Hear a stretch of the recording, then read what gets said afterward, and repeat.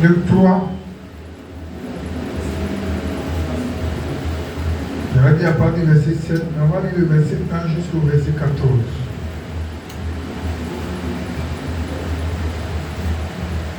Seigneur, au nom de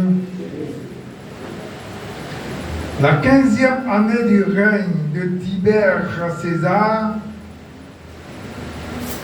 lorsque Ponce Pilate était gouverneur de la Judée, Hérode Tétrarque de la Galilée, son frère Philippe Tétrarque de l'Ityrée et du territoire de la Trachonite, Lysanias Tétrarque de l'Albilène, et du temps des souverains sacrificateurs, Anticaïphe, la parole de Dieu fut adressée à Jean, fils de Zacharie, dans le désert. Et il alla dans tout le pays des environs du Jourdain, prêchant le baptême de repentance pour la rémission des péchés. Selon ce qui est écrit dans le livre des paroles d'Ésaïe le prophète. C'est la voix de celui qui crie dans le désert. Préparez le chemin du Seigneur, aplanissez ses sentiers. Toute vallée sera comblée, toute montagne et toute colline seront abaissées. Ce qui est tortueux sera redressé, et les chemins rabouteux seront aplanés. Et toute chair verra le salut de Dieu. Je lis à partir du verset 7, normalement c'est le verset 7 qui m'intéresse. Mais j'ai préféré lire au début là pour vous comprendre. Non, c'est le verset 7 à 14 qui m'intéresse bien ce matin. Et il disait donc à ceux qui venaient à lui, ceux qui venaient en foule pour être baptisés par lui, rats de vipères, qui vous a appris à fuir la colère à venir. Produisez donc des fruits dignes de la repentance. Et ne vous mettez pas à dire en vous-même, nous avons Abraham pour père. Car je vous déclare que de ces pierres, Dieu peut susciter des enfants à Abraham. Verset 9. Déjà même, la cognée est mise à la racine des arbres. Tout arbre donc qui ne produit pas de bons fruits sera coupé et jeté au feu. La foule l'interrogeait disant, que devons-nous donc faire? Il leur répondit que celui qui a 2 tuniques bataille avec celui qui n'en a point, et que celui qui a de quoi manger agit de même. Verset 12. Il vient aussi des publicains pour être baptisés. Et il lui dit, Maître, que devons-nous faire? Il leur répondit, n'exigez rien au-delà de ce qui vous a été ordonné. Verset 14. Les soldats aussi lui demandèrent, et nous, que devons-nous faire? Il leur répondit, ne commettez ni extorsion ni fraude envers personne, et contentez-vous de votre sort. Parole du Seigneur.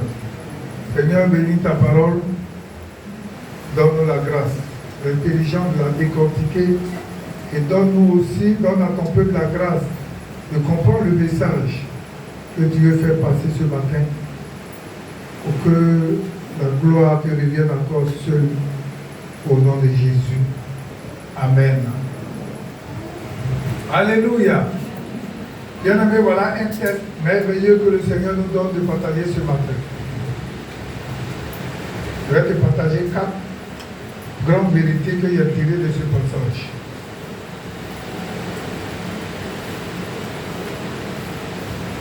Alléluia. Donc, vous voyez que le contexte, La Bible nous dit que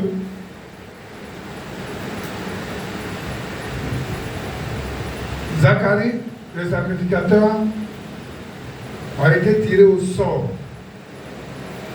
Et la Bible nous dit qu'il a accepté ce tirage-là sans murmure et il allait servir dans la maison de Dieu.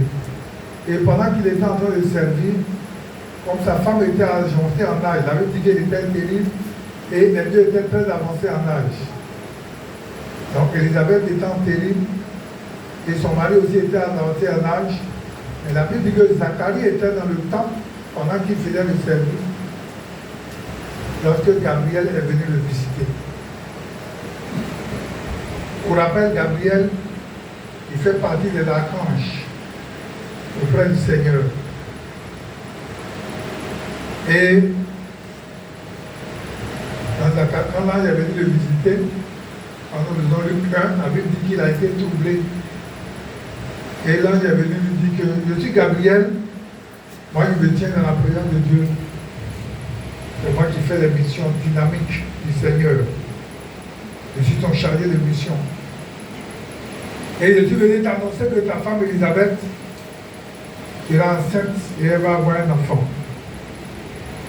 Je n'ai pas entendu ton Amen. Amen. Et la Bible nous dit que quand ça s'est passé comme ça, les temps qui suivaient, d'abord quand Zacharie sort du temple, il est muet. Donc tous ceux qui étaient dehors, qui l'attendaient, ont compris qu'il avait été visité par un ange. Et la Bible nous dit que le temps qui suivait, effectivement, Élisabeth est tombée enceinte. Et quand Élisabeth est tombée enceinte, elle va enfanter un fils. On va appeler du nom de Jean-Baptiste. Jean le Baptiste. Et le texte que nous venons de lire, c'est le texte là parle de Jean le Baptiste. Lorsqu'il a commencé son ministère, la Bible dit qu'il était en train de baptiser, il était baptisé. Donc tout ce qu'on a cité au début, là, la 15e année du règne de je vous ai dit que quand généralement tu veux voir le temps de règne d'un prophète, tu vas voir pendant combien de règnes, combien de présidents, combien de rois, pendant les règnes desquels ce prophète-là a prophétisé. Et ici, tout ce qu'on a cité là, on veut vous dire que c'est pendant leur règne. Au temps de Tibère, César, Ponce Pilate, tout cela, hein, la Bible dit que c'est au temps de ceux-là que Jean-Baptiste a exercé son règne. Voilà, c'est pas, je vous dis que ça part du verset 7, c'est ça qui m'intéresse, mais on a lu tout ça pour que vous voyez un peu le contexte. Donc Jean-Baptiste, quand il est venu, on a lu là-bas, la Bible dit que il allait dans le pays de Jourdain, dans les environs, et il a commencé à prêcher. Et quand il prêchait, Jean-Baptiste, pour rappel, Jean-Baptiste n'a jamais fait tomber quelqu'un. Jean-Baptiste n'a pas fait de miracle. Mais le plus grand miracle est venu de Jean-Baptiste. Qui est spirituel, tu comprends. Jean-Baptiste, il est venu prêcher la repentance. Et la repentance qu'il a prêché a fait que les gens se sont donnés au Seigneur. Et le plus grand miracle pour la vie d'une personne, c'est d'être converti. Moi, c'est comme ça, moi, ma vie chrétienne, je veux dire que le plus grand miracle, c'est quitter le monde pour se donner au Seigneur. C'est-à-dire que ton intelligence soit renouvelée là. C'est le plus grand miracle. Et donc, tu viens après la scène folklore. Maintenant, une fois que le plus grand miracle a opéré dans ta vie, si tu es quelqu'un de disposé, le Seigneur va faire dans ta vie une transformation.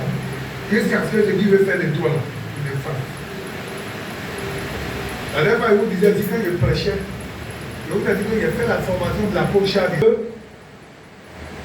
J'ai été à expliquer un peu, il a vu comment la colère pouvait détruire la vie des gens, sur le plan financier, sur le plan spirituel, et puis sur le plan quoi, mariage, tout ça. J'avais croisé un peu ces aspects-là. Je crois que les temps qui arrivent, je vais faire un séminaire même sur la colère. Et il va parler de toutes ces conséquences-là. Et nous allons voir que ce soit nous-mêmes, que ce soit depuis l'école de dimanche, jusqu'au premier responsable de l'église, Si on se laisse détruire par la colère, vous allez voir qu'on appelle beaucoup de grâce. Et moi-même. Et je continue. Donc Jean-Baptiste, dans son ministère, il a amené les gens au Seigneur. Et donc, pendant que les gens viennent au Seigneur, il y a un temps de transformation qui doit suivre. Et on dit toujours la vie chrétienne, là, c'est comme l'école on va là. Vous voyez, les bébés, tu commences, les enfants, tu commences, petite section, moyenne section, grande section, CP1, CP2, jusqu'à la chose. La dernière qu'on va faire tout ça, nous, là, nous au village, on n'a pas fait petite section, moyenne section, quoi section. Nous, là, on t'a pris un matin, on t'a allé t'inscrire au CP1. Avant qu'on s'en va là, quand tu arrives, qui va se faire. Et la transformation qui se fait, c'est ça qui fait que chacun, sa vie là, va rentrer dans les grâces, va retarder ses grâces. C'est comme ça. Mais sinon, le plus grand miracle pour un enfant de Dieu, c'est d'être converti. Parce que quand nous regardons même souvent, là, il y a des gens qui ne pas jusqu'à écouter comme on dit les frères, comment on va faire Dieu à ça converti? Mais comment toi, Dieu t'a touché par tes mains qui t'a été converti? C'est une grâce. Moi, je dis toujours, le miracle, là, le plus grand miracle, c'est la conversion. Sinon, tout le reste, là, c'est folklore. Donc, c'est Jean-Baptiste qui était en train de prêcher la repentance. Son message qu'il est venu prêcher, là. Il est venu prêcher. Jean-Baptiste n'a pas fait. Quand on lisait les Écritures, on dit qu'il est venu à exercer le ministère d'Élie. Il était un homme de feu. Les gens pensaient que Jean-Baptiste, là, il est venu pour faire tomber les gens comme Élie, ou bien faire tomber le feu du ciel. Lui, il est venu prêcher le message de repentance. C'est quoi nous aussi le message de repentance là? Quand on dit aux gens de venir faire l'évangélisation, ils ne veulent pas venir. Mais le message que nous devons prêcher, c'est le message de repentance. Parce que c'est le seul message qui envoie les gens au ciel. Message de bénédiction n'envoie pas quelqu'un au ciel. Quelqu'un peut avoir milliards. Si la personne n'était pas donnée au Seigneur, il va aller en enfer. Ça, là, c'est comme moi la Bible dit. Hein. Donc, vous voyez que le meilleur message qu'on va prêcher là, c'est la repentance. Alléluia. C'est quoi la Bible de Jésus même parlait de Jean-Baptiste. Il dit tous ceux qui sont nés de femmes. Tous ceux qui sont nés de femmes, Jean-Baptiste est le plus grand. Il dit Jean-Baptiste là, il est le plus grand de tous ceux qui sont nés d'un homme de femme. Jean-Baptiste est le plus grand. Mais nous qui sommes dans le royaume là, le plus petit parmi nous est plus grand que Jean-Baptiste. Je ne vais pas voir c'est Jésus qui a dit. Vous ne comprenez pas, je vais t'expliquer. C'est pour dire, nous là, avant dans l'Ancien Testament, les gens n'avaient pas le Saint-Esprit de façon permanente dans leur vie. Ils n'avaient pas ça. Mais nous avons ça aujourd'hui. Le Saint-Esprit avant agissait de façon sporadique. Si le Seigneur t'a choisi comme roi, il t'envoie l'onction pour que tu exerces comme roi. Si il t'a choisi comme prophète. Donc ça vient de façon sporadique. Mais de nos jours là, nous avons ça constamment avec nous. Donc c'est pas la Bible que tous ceux qui sont dans l'Ancien Testament, ceux qui sont nés de femmes, Jean-Baptiste, il est le plus grand de tout le monde. Mais nous aujourd'hui qui avons le Saint-Esprit de façon permanente, le plus petit parmi nous est plus grand que Jean-Baptiste. Donc vous voyez la grâce que nous avons aujourd'hui par rapport à ceux qui ont vécu dans l'ancien temps. Parce qu'ils n'avaient pas le Saint-Esprit tout le temps avec eux. Mais le Saint-Esprit que nous avons aujourd'hui, qu'est-ce qu'on fait de ça? Bref, je vais revenir à mon message. Pour dire que donc c'est de Jean-Baptiste là qui a train de prêcher. Et quand il a commencé à prêcher, la Bible dit que les gens commençaient à venir, les gens venaient de partout se faire baptiser. Donc c'est ton message qu'on va décortiquer. On va faire 4 vérités. La première vérité que je vais partager avec vous, nous devons produire des bons fruits, des fruits dignes de repentance.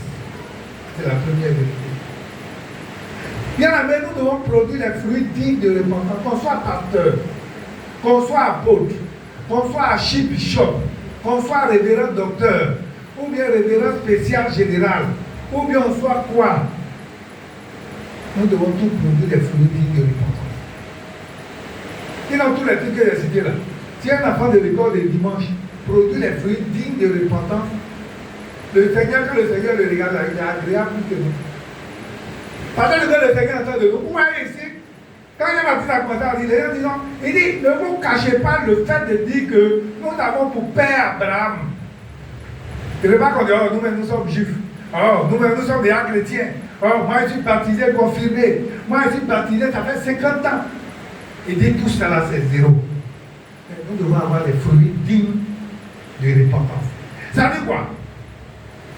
Quand nous voilà, on ne se promène pas par le nombre d'années de conversion qu'on a.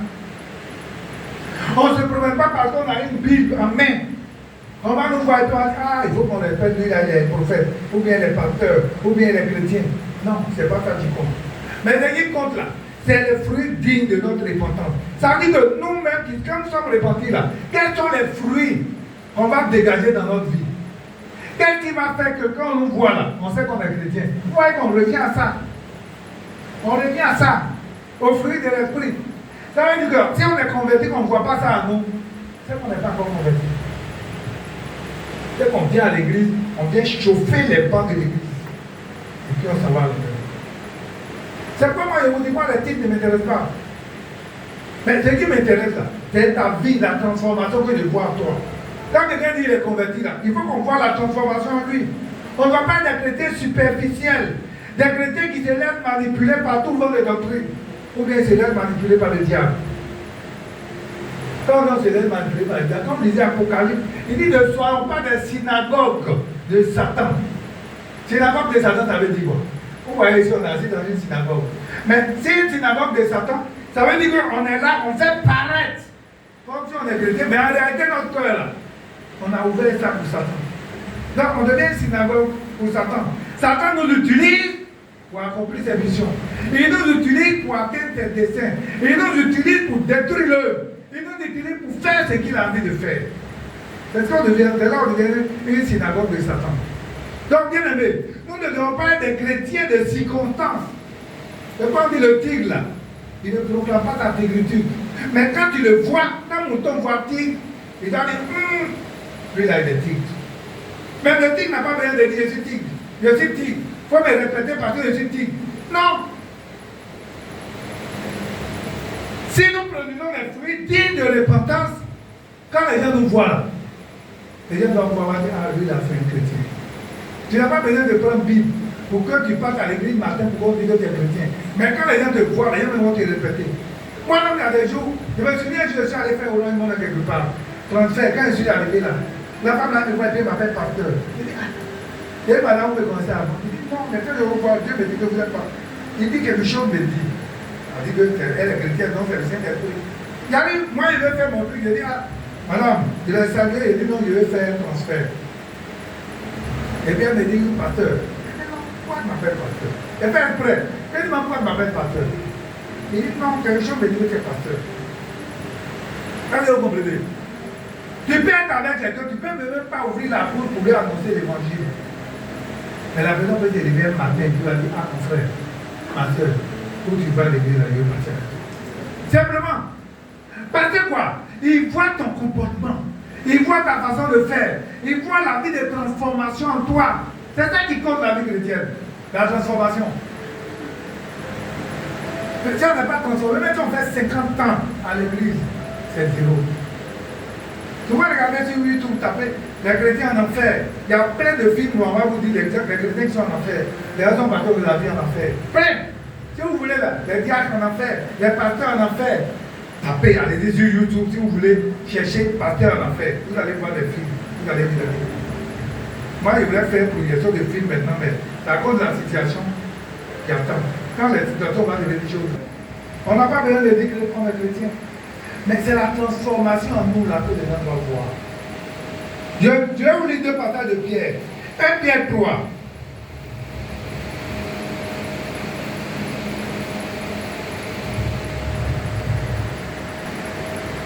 Pierre 3, quand nous lisons le verset 9 à verset 11,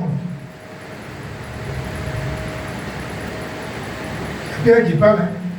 Vous voyez Pierre là, c'était l'homme de ta vie, il était à côté du Seigneur. C'était sur lui là que le Seigneur dit, tu es Pierre, sur toi qui es bâti mon église. C'est lui qui parle ici. Hein. Il dit ne rendez point mal pour mal. Ça veut dire quoi? Si mon frère m'a fait du mal, Je ne suis pas obligé de vivre dans le mal. Combien? C'est pas ce qu'il dit. Il dit ou injure. Ça veut dire si mon frère m'a insulté, moi il ne va pas m'insulter 2 fois ou 3 fois. Ça peut bien dit. Il dit bénissez au contraire. Car c'est à cela que vous avez été appelés. Afin d'hériter la bénédiction. Oh, ça on peut comprendre ça. Il dit bénissez au contraire. À quel il y a la bénédiction là, c'est à ça que nous avons été appelés. Moi je ne maudis pas quelqu'un. Moi quand je fais quelque chose de mal, je prie Dieu pour que ce que tu m'as fait là, toi tu vas vivre ça un jour. Mais moi je ne te maudis pas comme ça, je te maudis quand tu arrivé au pied de papa. Non. C'est pas à ça que nous avons été appelés. Où aller sur les Balaam et le peuple d'Israël? On prend Balaam, on dit qu'il faut aller maudire Israël. Israël est là béni. On dit d'aller le maudire, tu vas aller maudire.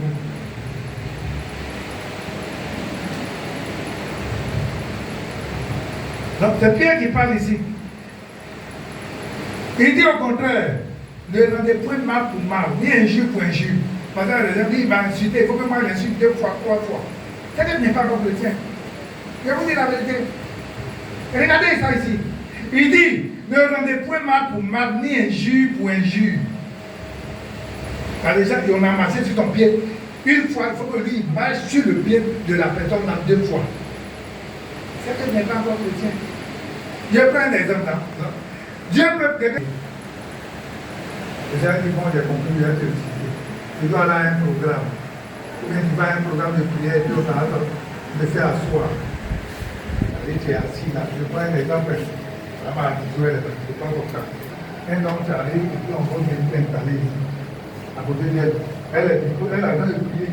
Et puis il vient, tu n'as pas attention, tu marches sur son pied. Si c'est une femme qui est manipulée par la colère, elle va te pousser, et là tu vas aller taper le bas. Attends, peut-être que Dieu, elle est pris pour se marier. L'homme, le gâteau dit qu'il vient là. Dieu dit bon, je vais. Vous voyez comment Dieu fait les choses, non? Mais si Dieu dit, par exemple, il va te faire un jour où tu t'en vas, pas les dit quand vous venez à l'église, laissez le serviteur vous installer. Ne dis pas, il m'assoit ici, il m'assoit ici. Le serviteur là, Dieu peut l'orienter pour dire, il faut envoyer un monsieur qui est arrivé à trouver ma vie. Parce que quand il va venir s'asseoir, à force d'échanger, Dieu peut créer le contact. Même quand les hommes de Dieu va le dire, quand tu dis ces femmes-là, où je suis allé m'asseoir, les femmes-là, je dis, pas même les filles marcher sur mon pied. Le premier m'a monté à l'église là-bas. Ça, on est à l'église, hein. Et puis les gars m'ont monté là. Mais qui est à la maison à nous? Non, Seigneur. Donc vous voyez que la grâce que Dieu lui a accordée, la grâce sera l'installer. Parce que le monsieur m'a dit, ça là vraiment, Seigneur, je ne dis pas de ta parole. Mais vraiment, si j'ai fait là, que moi j'ai vu là, tu vas attendre encore pour moi. Vous comprenez? Attendez, elle est en train de prier pour que Dieu lui dise une fois de mariage. Et Dieu lui dit, ma fille est élevée. Mais qu'est-ce qui m'a fait que sa grâce va attendre? C'est la colère. Simplement parce que de marcher sur son pied par inadvertance. Il n'a pas fait attention. Il n'a pas fait exprès. Et ça là, il faut qu'il paye pour son le pousser vers un peu de masque pour le venir s'asseoir. Ouais, non. C'est un exemple, parmi tant d'autres.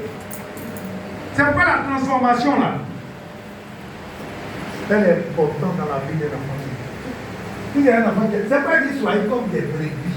Pourquoi on ne nous appelle pas cabri? Et pourquoi le Seigneur a regardé tous les animaux domestiques là? Pourquoi cabri et puis mouton, les deux sont au village là-bas? Pourquoi il a regardé? Et puis il dit on va nous appeler mouton, brebis. Pourquoi? Quand on est sur le monde qui est bête comme mouton. Mouton, tu le vois, il est sur la route. Voiture vient, il s'en fout, il est là. On dit, oh, mouton est bête. Mais le Seigneur dit, soyez comme des brebis. Si on t'a giflé ici, il faut faire quoi? Parce que si on t'a donné, s'il disait répliquer. Mais le Seigneur allait apprendre karaté. On dit, le Seigneur m'a dit, si on nous gifle, on n'a qu'à répliquer. Mais le Seigneur dit, si on t'a giflé là, il faut donner l'autre jour. Pour que ça ne soit pas tordu, il faut que ça soit répressé.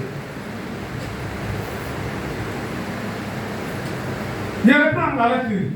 Il dit ne rendez point mal pour mal, Ni injure pour injure. Vous savez les injures là, c'est ça qui amène au coup de poing. Alors qu'on commence à s'injurer là, si la personne pour là pour faire séparer, tenez-moi aller au main, tu vas te frapper. Ou bien, parce qu'il n'y a pas quelqu'un qui va insulter ton ami, il va dire, oh, mais regarde comment tu es viré, comment tu es chéri comme ça. Oh, même monsieur et madame, quand ils font par là, quelqu'un n'a jamais dit à l'autre qu'il est beau, bien il est tampon. On cherche à blesser l'autre. Donc vous voyez, si quelqu'un a dit ça là, donc il te dit plus, tu vas faire plus mal. Et puis quand ça va jusqu'à et puis on va au main. Et on pense que les gens sont pas là, il y a une chose. Vous connaissez les conséquences de par là. Par là, on peut taper sur ton main et puis, pion, c'est fini. Quand tu vas t'asseoir maintenant, tu vas regretter, ton œil est écarté, on ne peut plus rien faire. Et puis c'est fini.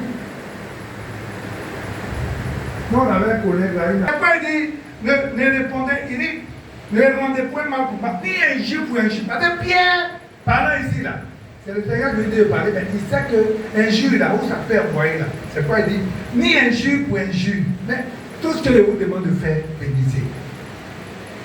Au contraire, là, bénissez. Car c'est à cela que vous avez été appelés, afin d'hériter la bénédiction. Il continue. Il dit si quelqu'un en effet veut aimer la vie et veut voir des jours heureux, qu'il préserve sa langue du mal et les lèvres des paroles trompeuses. Ça c'est Pierre qui continue de parler. Il dit, si quelqu'un veut vivre heureux, il veut mener une vie heureuse, une vie glorieuse avec les voisins, il doit faire quoi? Il doit préserver sa langue du mal. Tout ce qui est mal. Le mal c'est quoi? Tout ce qu'on peut utiliser la langue pour faire qui est mal. Alors, vous savez la langue, Jacques dit, hein, la langue là c'est comme un feu. Avant la langue là, il dit la langue c'est à détruire. La langue peut être comme un feu qu'on utilise pour embraser toute une forêt. Vous voyez par la langue là, on peut mettre deux pays en palabre. On peut aller ici, on dit ça. On va à l'autre côté, on dit ça. Et puis les deux sont en guerre. On peut aller. Et il continue, il dit qu'il s'éloigne du mal et faire le bien, qui recherche la paix et la poursuivre. Vous voyez, il n'a pas dit de décourager. Il dit la paix là. On doit poursuivre la paix. On doit chercher la paix. Poursuivre la paix. Si on veut être heureux. On continue, ce n'est pas encore fini. On va lire encore 1 Pierre 2, verset 12.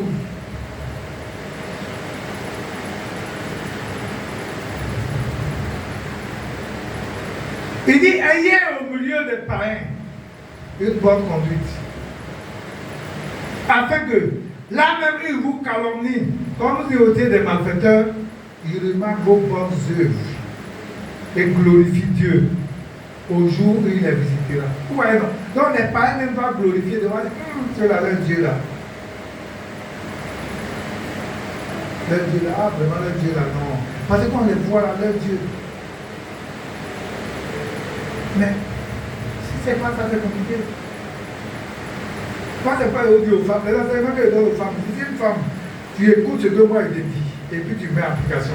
Tu vas voir un matin, ton mari va te dire, il va te suivre. Il y en a là, c'est des liens. Il y a des maris là, c'est des liens héréditaires. Parce qu'en fait, il y a des gens qui doivent être bénis. Mais dans les familles, là, les gens ne sont pas prêts à les laisser bénir, à les laisser pour être bénis. Donc il y en a là, c'est la pression familiale là, qui fait que tu vas venir à l'église. On dit viens à l'église selon béni. Il y a des gens par contre là, pourvu qu'ils partent à la mairie, moi-même je dis mairie là, je ne demande pas à quelqu'un de friction là. C'est ça qui fait le chrétien. Ce n'est pas le nombre d'années. C'est pourquoi vous voyez, on dit que si baptisé, confirmé, ça va être tel nom, il va citer les monseigneurs qui les ont succédés. Depuis Jean-Paul II ou bien Jean-Paul Ier là, il va citer tout ça là. Ça va faire zéro. Ce n'est pas ça qui fait la vie chrétienne. Quelqu'un peut aller à l'église un jour, et puis se laisse pénétrer par le Saint-Esprit. Le Saint-Esprit fait un travail dans sa vie, et puis la personne est transformée. Ce n'est pas le nombre d'années qui compte. Ce n'est pas le titre qui compte. Ce n'est pas le poste. Les postes là, c'est quoi? Ce n'est pas les postes qui comptent. C'est-à-dire qu'ils sont à l'église qui n'ont pas de poste, mais qui ont compris la vision, qui sont disposés pour la vision. Ce n'est pas le titre qui compte. Mais bien, maintenant, on a compris ça. Les gens disaient carrément, oh, nous avons coupé Abraham. Tu veux dire quoi? Nous, là, on est déjà juifs. C'est pas ça qui sauve. C'est pas le titre chrétien, là, vous dites, je suis déjà chrétien. C'est pas ça qui sauve quelqu'un. Il y a vous prenez des films ici où les chrétiens sont en enfer. Vous allez demander, mais pourquoi ils sont en enfer? Ils vont vous dire pourquoi ils sont en enfer. Ils vont vous dire. Donc, il y a vous projeter. Moi, je dis, il va arriver un moment où ces projections de films viennent faire tous les vendredis. Hein. Il n'y a plus prêché.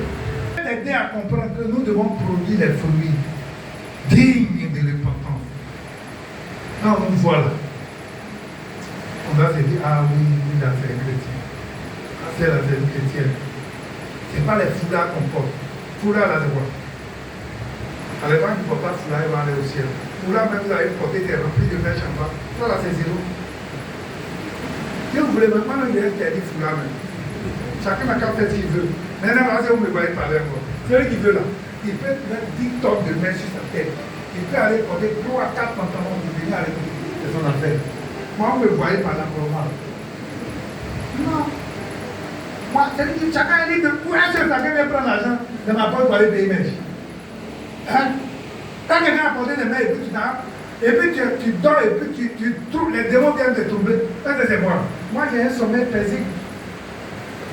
Avant que je vous envoie un truc de perruque où on a envoûté, heureusement pendant que la fille faisait l'envoûtement, la fille là qui est mariée là, elle était derrière la fille. Ouais, c'est vrai qu'elle était belle-sœur ou bien quoi qui était autour d'elle dans le mariage. Elle perruque là, elle a envoûté ça, elle envoûte ça, c'est-à-dire la fille allait porter et puis elle devenait folle. Mais elle a pris la biche, elle a commencé à devenir folle devant tout le monde. Les envoûtements qu'elle a fait, elle devenait contre elle. Mais si la fille là n'avait pas vu ça, et puis elle était devenue folle, on va dire une mariée, elle devenue folle. On va pas envier aux gens de prier. Il y a des femmes, quand elles doivent faire mariage comme ça, elles vont se lever à 3 heures, elles sont au salon, pour aller mettre les faux cils, les quoi, tout ça. Mais tu vois, quelqu'un n'a même pas prié 5 minutes. Hein. Mais depuis 3 heures, elle est assise au salon là-bas. Parce qu'on va mettre une mèche sur sa tête. On va mettre rouge à lèvres. On va percer son nez, ses oreilles, tout ça. C'est-à-dire que le jour de mariage là, son moi. Si le mariage là, le Seigneur vient le jour d'enlèvement, ça va chauffer.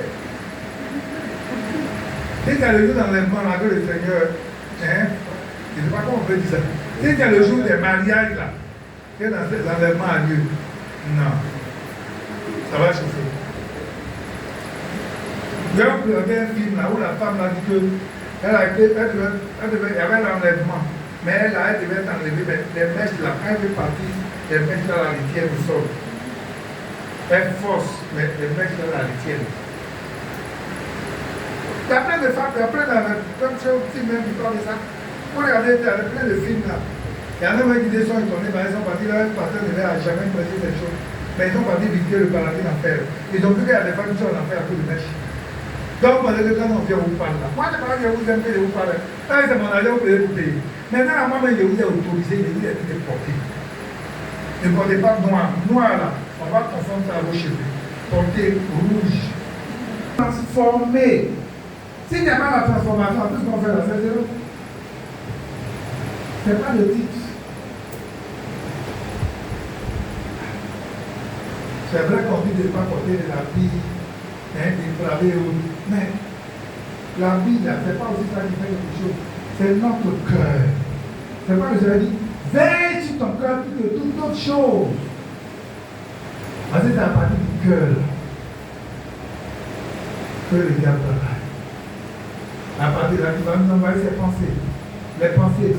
Les pensées. Et puis quand on a ces pensées-là, la chose se glorifie.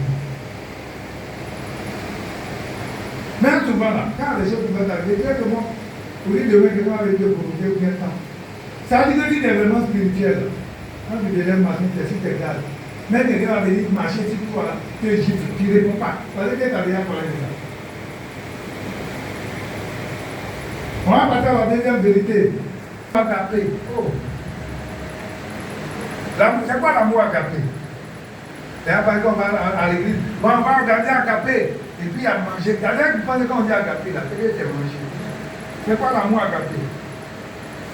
Qui peut me dire ce que c'est que l'amour? Il y a de tout. C'est ça l'amour désintéressé. Ou quand on dit l'amour agapé là, c'est l'amour qui n'attend rien en retour. Et c'est ce que le Seigneur attend de nous.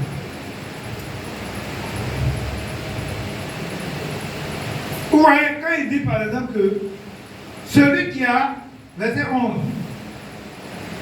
il dit que on dit en intelligence, il dit que devons-nous faire? On lui pose la question. On doit faire quoi même pour être sauvé là? Tu entends de nous baptiser là, mais on fait quoi pour être sauvé? Il dit, pratiquer l'amour agapé. Ça veut dire quoi? Verset 11. Il dit que celui qui a deux tuniques partage avec celui qui n'en a point. C'est quoi la belle tunique ici? Agit de même. Oh. Parce que l'amour agapé. Il dit celui qui a deux habits. Au lieu de regarder ton frère, il dit lui la même là. C'est un seul habit, il porte un pied, on se moque. Souvent à l'église, on regarde une femme, et puis on dit c'est la même, c'est un seul panier porte. C'est un seul panier porte, parce qu'il n'en a pas. Donc quand toi, tes yeux là, Dieu t'a montré que c'est un seul panier, c'est-à-dire que Dieu t'a ouvert les yeux pour que tu lui achètes ça. Ou bien comme tu as beaucoup de pain, tu peux prendre un pain pour lui donner. Ah, parce que vraiment, Dieu m'a mis à faire des kilomètres. Je lui donne. Même si tu as un peu d'argent, il faut déposer au banque, tu peux payer pour elle. C'est ça l'amour agapé. Il dit que la nourriture aussi, c'est pareil. Tu peux partager la nourriture. La dernière ils ont les voisins, ils ne peuvent pas la nourriture, ils versent. Pourtant, les voisins, on sait que les voisins ont des difficultés, ils ne peuvent pas manger. C'est pas bon. C'est pas bon. Moi, un matin, il partait au travail, il a ramassé le lait. Vous savez pourquoi? Le gaspillage, c'est l'un des plus grands péchés sur la terre. Le gaspillage. Quand je vous dis souvent, les ampoules sont allumées dans une maison, il n'y a personne. Et puis l'ampoule allumée. Ou bien peut-être un enfant a ouvert l'eau. Et puis il est en train de jouer là-bas, l'eau est en train de couler. Non, moi, chez moi, comme c'est les choses, il doit donner un habit à l'autre. Ça veut dire qu'on doit couvrir la nudité de notre frère au lieu de se moquer. Si notre frère a un souci là, on doit l'aider. Ici là, votre frère a un souci, votre soeur a un souci que Dieu te montre. Il peut même prendre un moment de jeûne avec le frère, avec la soeur. Ah, Dieu m'a montré quelque chose dans ta vie. Il veut qu'on prenne un moment pour le Seigneur. Mais c'est pas, ça ne doit pas être sujet de moquerie. Moi, quand il lit la Bible, quand il lit la parole de Dieu, quand il lit Samuel, l'histoire de Samuel. Mais on sait comment on a souffert pour voir Samuel. Ou bien, mais Samuel, là, lisez un Samuel, lisez deux Samuel. Il a été un homme important dans sa génération. Dieu que lui, Samuel est bon, on continue de parler de lui. Mais dans le monde de Pénina, là, on n'a jamais entendu, moi quand il lit dans la Bible, je n'ai jamais entendu un enfant de Pénina pour dire qu'il a devenu quelque chose. Donc vous voyez que c'est des choses, ça ne doit pas être un sujet de moquerie. Si on a un frère qui a un souci, ça ne doit pas être un sujet de moquerie. Non. On doit au contraire porter le fardeau. On doit aider la personne en portant le fardeau pour que le Seigneur, là, il fasse grâce. Une église, c'est ça. Si on a compris ça, là, c'est les fondamentaux. Si on a compris ce que je viens de vous dire, là, vous allez voir qu'il y a des moments, je vous prie de venir prier. Mais à des moments, tu vas venir, tu vas trouver 2-3 personnes qui sont en train de prier. Quand on dit, ah, il y a quoi? Non, on est venu prier, on a fait soutenir tel frère, ou bien on a fait soutenir telle soeur dans ça. C'est ce que je veux voir. Mais ce n'est pas la division. On dit de venir prier, mais les gens ne peuvent pas venir prier. Mais les sujets, je vous ai dit, quand vous venez prier là, les grands sujets, quand tu vois aujourd'hui, moi, un père, en tant que père, et puis je vois mes enfants qui ne travaillent pas, c'est l'amour agapé. L'amour agapé, là, c'est quand on accepte de porter le fardeau de l'autre. Quand on se rend compte, mais vous voyez que les sons que les Seigneur nous donnent là, c'est pourquoi? Il nous donne les sons pour que tu comprennes la situation de ton frère, pour que tu comprennes la situation de ta soeur. Quand je vous ai dit aussi les songes, aussi, quand vous ne comprenez pas, si je fais un songe, et puis ma confie à un couteau, et puis elle me poursuit avec, sur le plan du tirage, quand il me lève, il dit à ma confie est sorcière. C'est faux. C'est pas ce que le Seigneur dit. Ma confie vient là, je peux dire quelque chose, elle peut ne pas être contente de moi. Dieu peut montrer ma confie est fâchée avec moi. Donc si Dieu, elle est fâchée avec moi là, Dieu peut me montrer dans un songe qu'elle a un couteau, elle peut me dire, elle n'est pas contente de moi. Est-ce que les avez vu montrer? Elle n'est pas contente de moi. Donc en temps normal, nous, moi, je vais appeler à la prochaine, je vais partager son frère.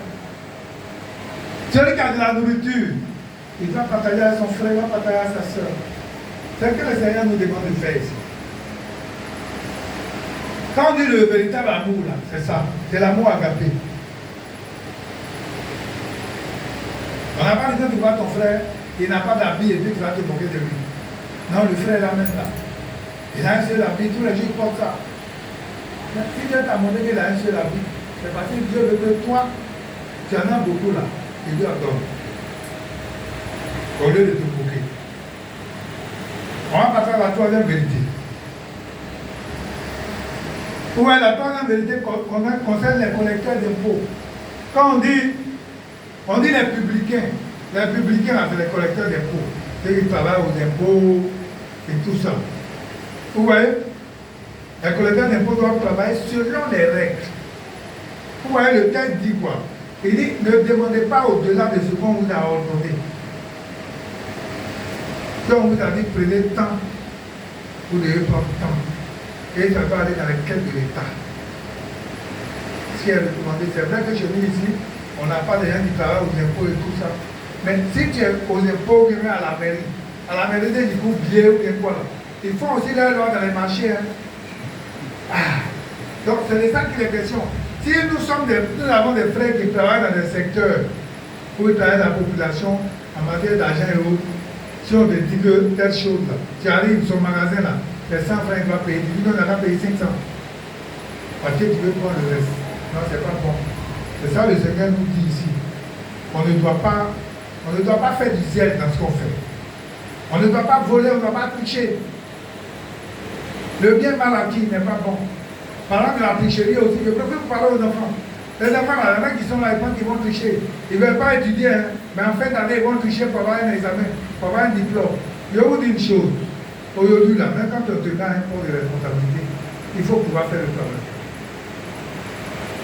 Il faut pouvoir faire le travail. Si tu n'as pas appris là, tu as des erreurs qu'on peut corriger quand tu es au CE1. Mais imagine un enfant qui est au CM2 qui ne sait pas lire. Là, tu là, c'est CP2 CE1. Donc, c'est pourquoi des choses, il faut qu'on corrige pendant qu'il est temps. C'est pourquoi je demande aux enfants là, de faire des efforts. Les efforts là, ça paye. Si tu as fait des efforts, les gens pensent que même si tu ne veux pas faire des efforts, on va aller changer de classe, on va changer d'école, on va payer. Moi, je connais les gens même, non, même pas de niveau 6. Il faut étudier. C'est très important. Aujourd'hui, vous avez des livres, vous avez des Bibles, vous avez la Bible, là, il n'y a pas de faute dedans. Ça veut dire aussi quelqu'un. Moi, dans le temps, là, c'est le temps de président pour faire les dictées des enfants, la Bible. Si un enfant qui te met à lire la Bible, tu as le temps, tu t'arranges, tu lis un chapitre par jour. Mais tu te là fort en français. Parce que tous les tournures, tout ça, tu vas pas ça. Mais les enfants de lui, ils pensent que quand on leur dit de lire,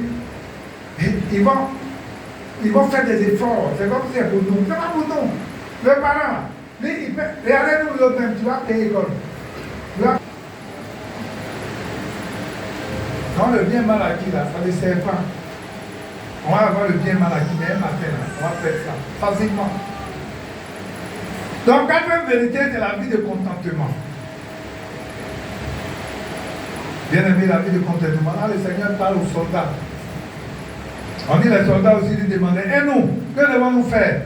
Il a répondu, ne commettez ni extorsion ni fraude envers personne. Contentez-vous de votre sort. C'est quoi l'extorsion? C'est-à-dire que moi, il y a une âme.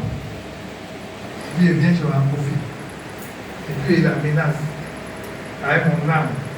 Et puis, c'est qu'elle a dans son sac, je ne peux pas lui montrer. C'est malédiction. Je vais vous dire une chose, c'est malédiction.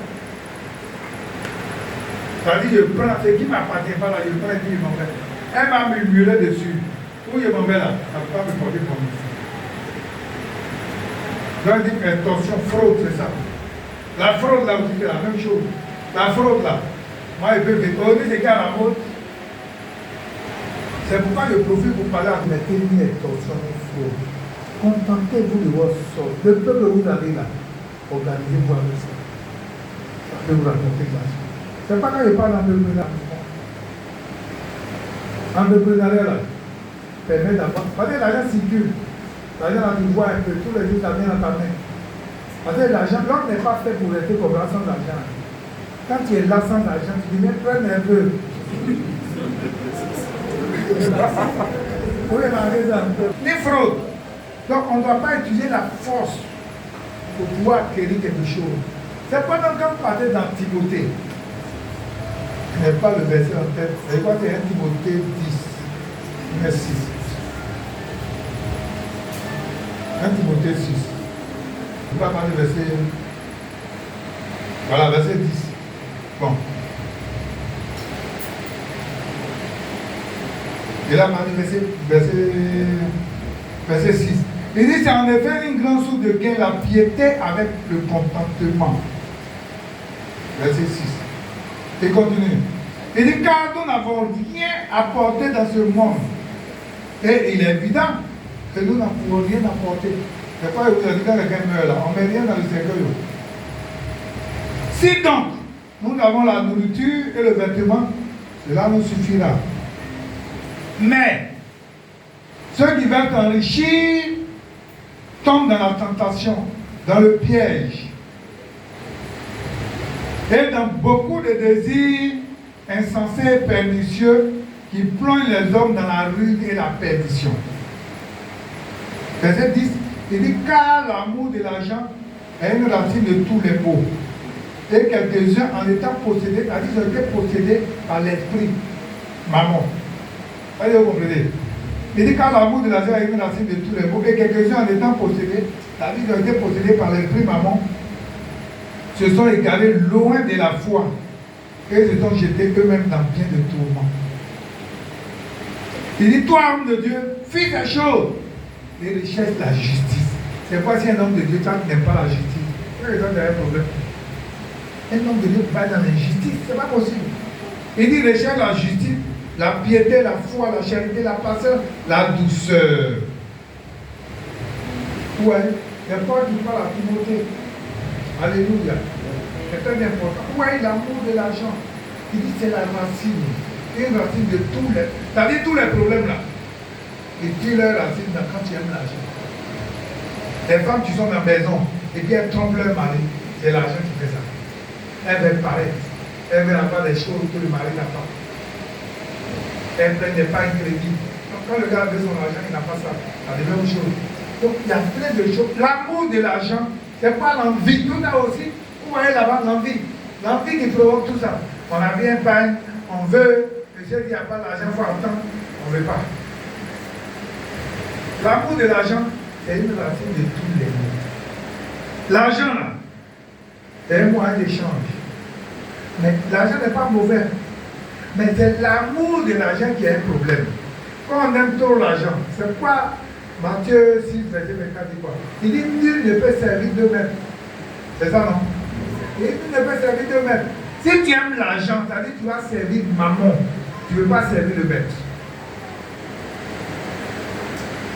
L'argent, on a besoin de ça pour régler nos problèmes. Hein. Je ne suis pas contre. Mais quand on aime trop ça, ça nous égare. Moi, je vais vous dire une chose. Si vous avez, on dit que par exemple, enlever sa femme, le contentement là, ça ne veut pas dire qu'on n'aime pas l'argent. Hein. Ce n'est pas besoin maintenant. On va chercher l'argent. On va avoir l'argent pour régler certaines choses. Mais quand on doit adorer l'argent, c'est-à-dire qu'il y a des gens qui fait l'argent, après je parle, je ne vais pas vous comprendre. Il y a des gens là, ce n'est pas amusement. Ils sont prêts même à faire des sacrifices même. S'ils doivent sacrifier leur enfant pour l'argent, c'est de ça qu'ils parlent. Mais sinon l'argent, c'est un moyen d'échange. Comme l'a dit, ça va nous aider. Aujourd'hui, tout de suite, tu as un problème. Et puis, on met tes pieds sur l'argent. Et puis, tu as besoin de donner l'argent pour régler. C'est bon. Mais quand tu ne veux pas régler, toi-même, tu es dans l'emmerdement, les gens aussi sont dans le souci, ce n'est pas bon. Voilà. Mais, pour résumer, je veux qu'on comprenne bien ces quatre vérités. Et que, vous voyez que si la première vérité, on a accepté, ça va débouler sur les autres. Avec les autres, c'est vrai qu'on prend des corps distincts, on prend les publicains, on prend les corps habillés, et puis, hein, on parle de l'amour agapé. L'amour agapé, là, je vous dis, ça, on doit pouvoir se couvrir. On dit l'amour couvre une multitude de fautes, une multitude de péchés. Si on a compris l'amour agapé là, on va pouvoir prier, se soutenir mutuellement pour que les choses aillent de l'avant. Que le Seigneur nous bénisse. Je vous ai dit, mon cher,